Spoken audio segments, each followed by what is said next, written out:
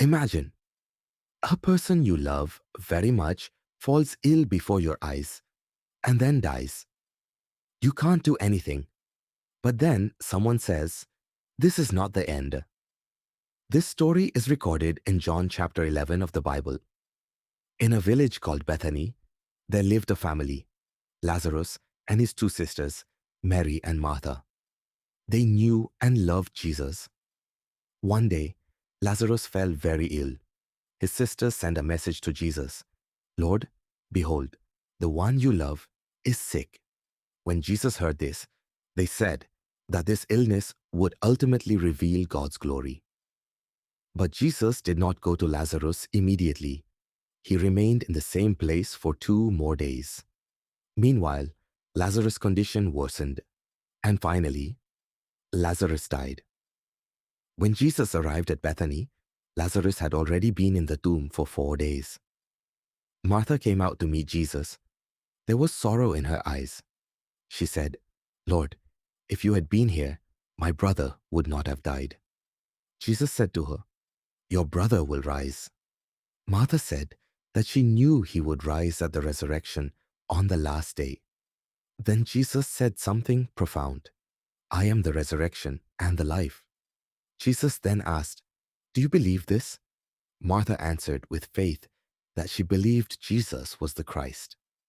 After this, Mary also came to Jesus. She was weeping.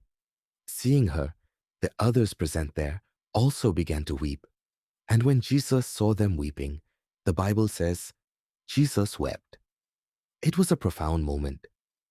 Jesus knew he was about to resurrect Lazarus, yet he felt the people's grief. Then they approached the tomb. A stone had been placed in front of the tomb. Jesus said, "Remove the stone." Martha said that it had been 4 days, and the body must be stinking. But Jesus said to her, "If you believe, you will see the glory of God." The people removed the stone. Jesus looked up and prayed to God. Then they called out in a loud voice, "Lazarus, come out." Everything was quiet for a moment. Then there was a movement from inside the tomb, and according to the Bible, Lazarus came out. His hands and feet were bound with a cloth, and his face was also covered. Jesus told the people to untie him and let him go.